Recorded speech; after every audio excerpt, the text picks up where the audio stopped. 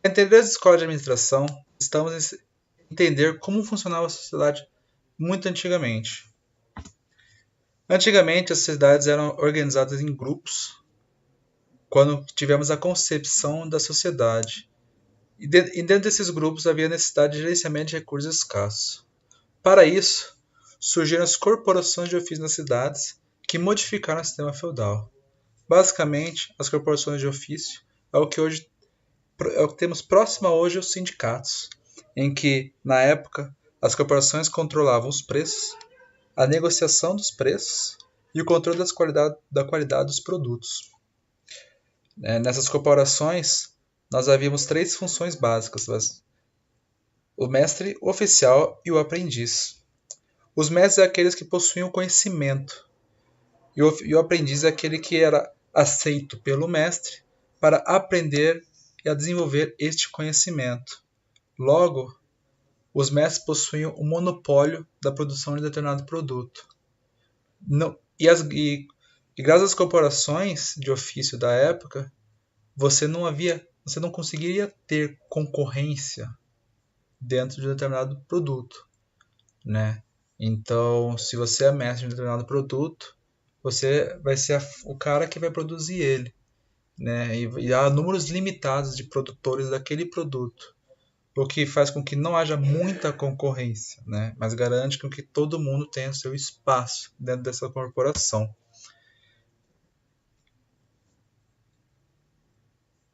Desta forma, a sociedade cresceu, pois ela se murou, viraram-se cidades e começou a ter não conseguia, os produtos não conseguiam atingir a demanda da sociedade em crescimento, pois por serem controlados por um pequeno grupo, você não possuía uma produção em massa que atendesse essa necessidade. Portanto, houve a necessidade de uma padronização do trabalho, que melhorou então a eficiência da produção. Desta forma, surgiu o conceito de administração científica, que institui a análise do tempo e dos movimentos, visando diminuir o tempo gasto e reduzir movimentos desnecessários. Com isso, as pessoas aumentam-se o número de trabalhadores, né?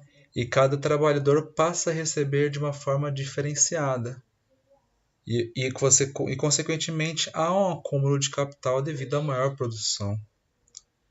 Nesta mesma época, surgem então as máquinas que integram com os humanos e aumentam ainda mais a produtividade. O que antes um humano produzia em um dia, junto à máquina, ele produz em poucas horas. E também surgiu o estudo da fadiga humana, principalmente para reduzir desgastes físicos do trabalhador e da máquina. Logo, houve uma melhora na eficiência da produção, aliado também a uma melhora nas condições de trabalho, que por mais que fossem precárias, é sim uma melhora. Dentro desse cenário, surgiu o conceito de Fordismo, que é o ícone da produção em massa. E um de seus grandes avanços, pensando no bem do funcionário, foi o de pagamento de $5 por dia. Dentre os princípios do Fordismo, podemos destacar a intensificação, que é reduzir o tempo de produção, a economicidade, que é a redução de matérias-primas e produtos, e a produtividade, especialização pela padronização. Ou seja, Ford propôs um modelo em que vamos produzir em massa, aliado a uma esteira de produção, usando-se pouco material, ou seja, apenas o material necessário, e reduzindo-se o tempo, ou seja, padroniza a qualidade meio que mantida nesta época, né, nesses produtos, porque o processo é totalmente padronizado, os funcionários se acostumam àquele processo, eles ficam especialistas naquele processo, então você acaba massificando os produtos. Se você massifica os produtos, logo você possui uma redução no preço daqueles produtos, né? Então torna-se então um bem de produção em massa. Contemporâneo ao Fordismo, temos a teoria de Henry Fayol, conhecida como a teoria clássica, né? Nessa teoria, a gente tem a distinção da administração de demais áreas, em que a administração procede de planejamento, organização, comando, coordenação e controle. A função administrativa consiste em previsão, onde você programa a sua ação, organização, e que você constitui o papel material e social da empresa, constitui materialmente e socialmente a empresa, o comando, que é dirigir e orientar a pessoa na direção correta, coordenação, que constitui a visão e objetivos do coletivo, e o controle, cumprir as regras estabelecidas e as ordens dadas. É meio que você controlar, né, toda a sua cadeia produtiva, né, sabendo de onde você parte para onde você quer chegar. Todos esses conceitos, até vistos então em sala de aula, são vistos através do vídeo e reforçados através do texto base. O texto base expande até um pouco mais o contexto histórico da época para entender melhor como que estava o cenário mundial ou cenário local, né, dependendo de onde foi implementado o determinado sistema, naquela época. Dentre as três principais escolas desse período, o que cada uma trouxe de benefício, de certa forma, foi a ideia de Taylor, a eficiência do trabalho, a ideia de Ford, a organização do processo produtivo, e a ideia de Fayol, a organização da empresa e do papel de dirigente. Desta forma, as três escolas que nós temos para este período, elas são complementares. É como se elas juntas formassem uma grande escola, porque são ideias que não se sobrepõem, são ideias que se complementam, certo? Dentre as interações em sala de aula, é interessante essa interação do Victor, em que ele diz: pensando em termos de ideais e de objetivo de formação, podemos estabelecer uma relação entre as corporações de ofício e o surgimento dos sindicatos. Mesmo que em conceitos históricos diferentes, tinham como objetivo a representatividade política e social. Vocês acham que a sistematização dos sindicatos atuais é parte de reflexo da organização das corporações? E Victor Prado respondeu: as corporações de ofício, através das uniões dos adesões de cada profissão, regulamentavam a produção dos ofícios para evitar a concorrência. Os sindicatos, através da união dos empregados, buscam garantir os interesses dos trabalhadores. De acordo com essas informações, é possível afirmar que ambos utilizam a união para conseguir esses objetivos, porém possuem objetivos e ideais diferentes. Eles são assimilados, mas acabam possuindo papéis diferentes, mas trabalham de certa forma para garantir a estabilidade em um mercado. Passando-se um pouco à frente, nós temos as escolas das relações humanas e modelo Toyota. Ele propôs que a administração passasse a ser estudada como uma ciência. No final da década de 20, tivemos uma grande crise da indústria, em que havia produtividade despadronizada, não havia concorrência, e isso implica que, sem concorrência, não tem por que melhorar os produtos. E também tínhamos os pagamentos de salários ruins, que não era todo mundo, toda empresa que era Ford, que pagava $5 por dia. Não havia uma padronização do pagamento dos salários, era muito discrepante de uma empresa a outra. Desta forma, sob condições ruins de salários ruins, surgem então as greves. Nesse contexto, surgiu a teoria das relações humanas, em que a origem da melhoria do processo é comportamental, ou seja, não se indica que a melhoria do processo está diretamente relacionada à linha produtiva, mas sim ao humano, ao comportamento humano por trás dos processos. E ela consiste em quê? Analisar o trabalho, a adaptação do trabalhador ao trabalho e a adaptação do trabalho ao trabalhador. Então você passa a ver quanto o trabalhador se adapta àquele trabalho. Então as condições humanas passam a ter muito mais atenção do que nas escolas anteriores. Portanto, ela é contrária à teoria clássica. A organização industrial deve produzir bens e serviços e distribuir satisfações. Satisfação é a palavra nova nesse contexto, né? Porque antes você buscava apenas produzir para atender a demanda de um mercado crescente. Só que chegou a um ponto em que a produção foi tão longe que geraram-se estoques. E estoque, neste contexto atual que a gente está vendo agora, é contraprodutivo, é prejuízo, né? Porque é matéria-prima ou produto parado, que não está circulando em mercado. Então é prejuízo. Em 1942, a empresa jurídica é separada do seu papel social e passa a dividir em 3 setores: primária e traço divisa, secundária indústria, terciária comércio e serviços. E com isso surge o conceito de toyotismo, em que há a flexibilização dos processos, a produção passa a ser puxada, ou seja, a produção vira por demanda e não é mais empurrada como era antes, que, né, como citei, a produção era em massa, produzia, estocava. Aqui não. Aqui você prioriza baixos estoques mínimos, tanto de matéria-prima quanto de produtos.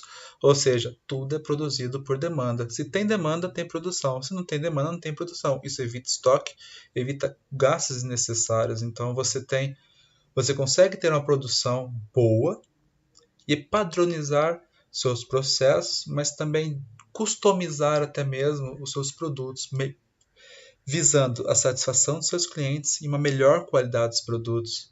Justamente porque, como é por demanda, você pode ter um padrão a ser seguido, mas você pode variar. Por quê? Porque você não tem que produzir em sequência.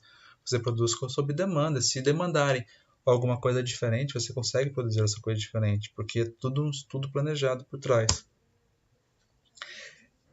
Nesse contexto, uma interação interessante feita é do Andrei, em que ele cita que a administração científica não morreu, pois há muitos processos, principalmente industriais, que usam padronização.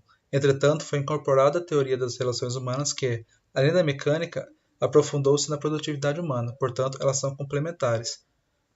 E o Antônio Carlos Zambon respondeu: concordo. O fato é que, ao longo do tempo, os modelos foram se aperfeiçoando e um foi assimilando partes dos outros modelos que foram surgindo. Hoje, não creio que haja, em alguma empresa, um modelo de gestão fixado em apenas uma escola de administração.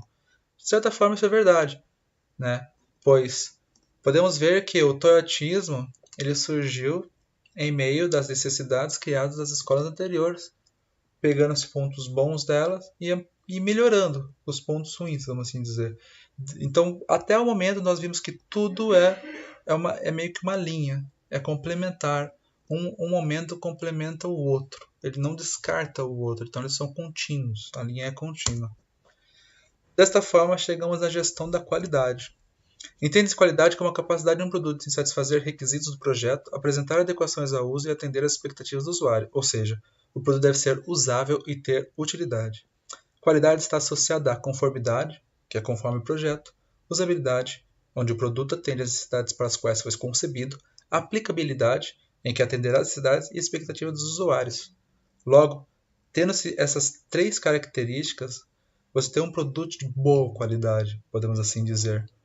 Hoje em dia, isso se aplica a produtos atrativos. Sua preocupação deve estar presente em qualquer produto, ou seja, no mercado competitivo, a qualidade é um fator diferencial dos produtos, né?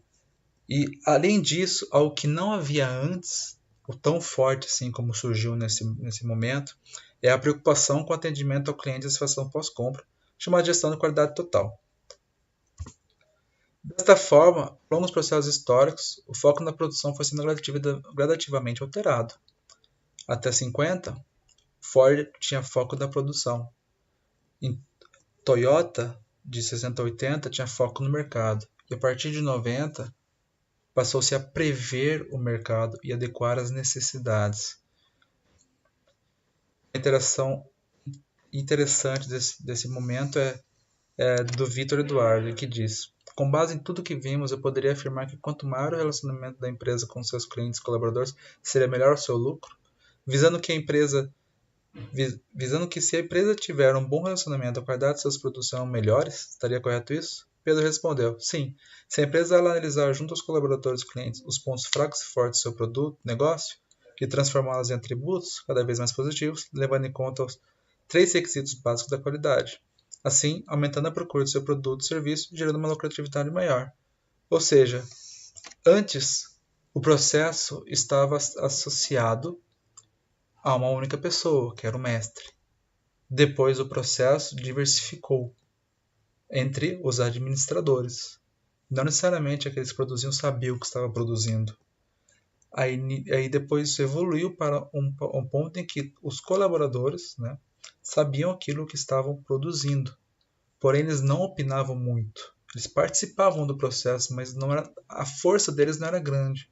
não era muito grande. A partir desse momento, os colaboradores passam a ter voz, porque, ao contrário dos administradores, eles estão no dia a dia lidando com aquele produto. Então, eles conseguem opinar em pontos a serem melhorados naquele produto. Até porque eles mesmos são consumidores daquele produto, né, em muitos casos.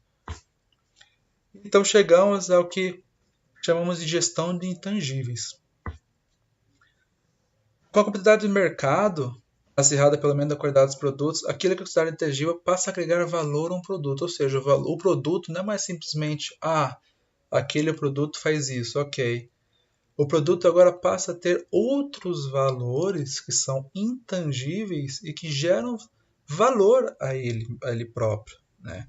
Como citado no conceito de branding, em que trata-se de um gerenciamento de uma marca, publicidade, propaganda, design, marketing e relações públicas, o branding faz com que a marca se aproxime do usuário. Então o usuário passa a se identificar com um produto. Não mais ele apenas um consumidor que consome pela necessidade do produto.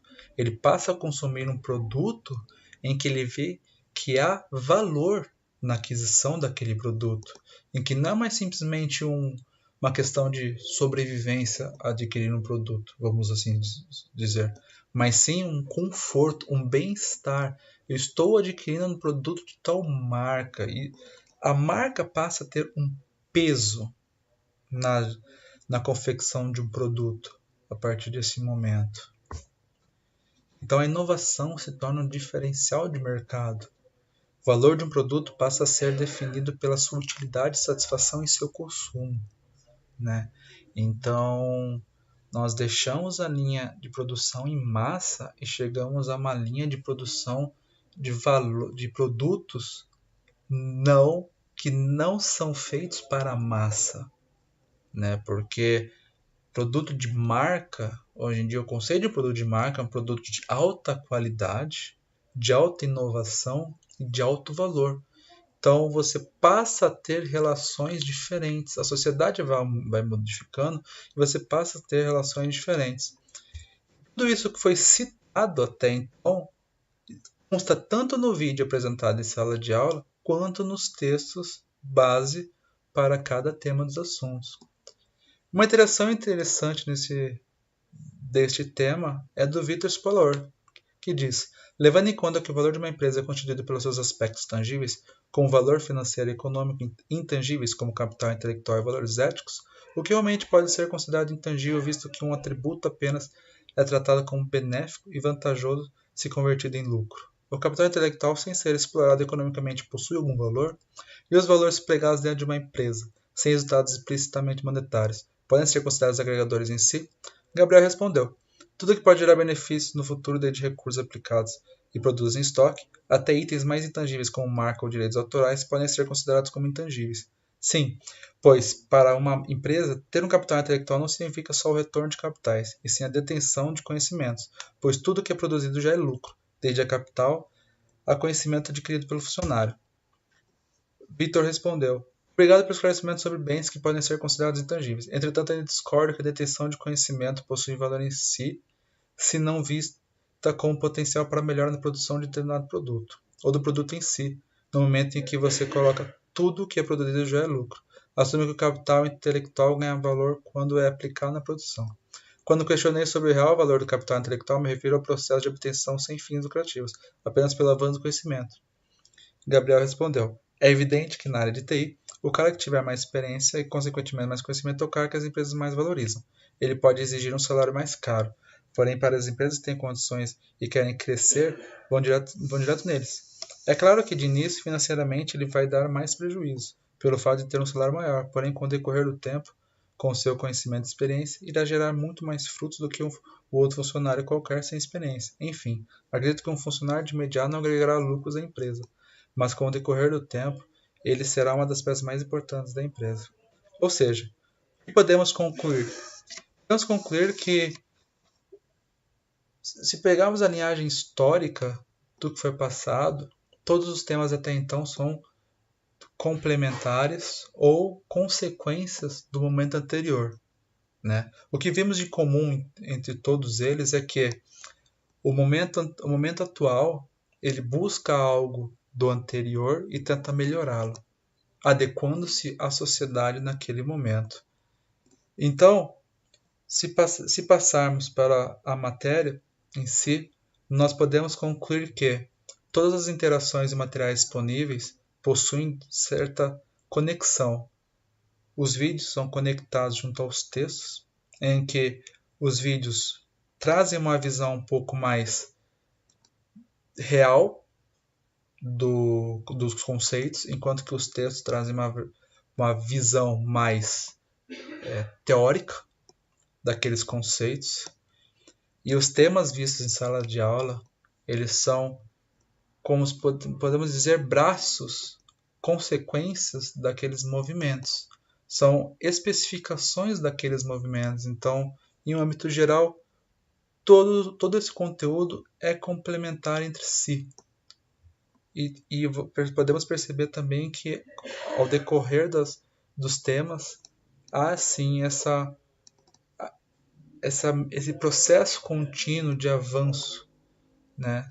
Como citado, pega-se do anterior, melhora-se para o próximo.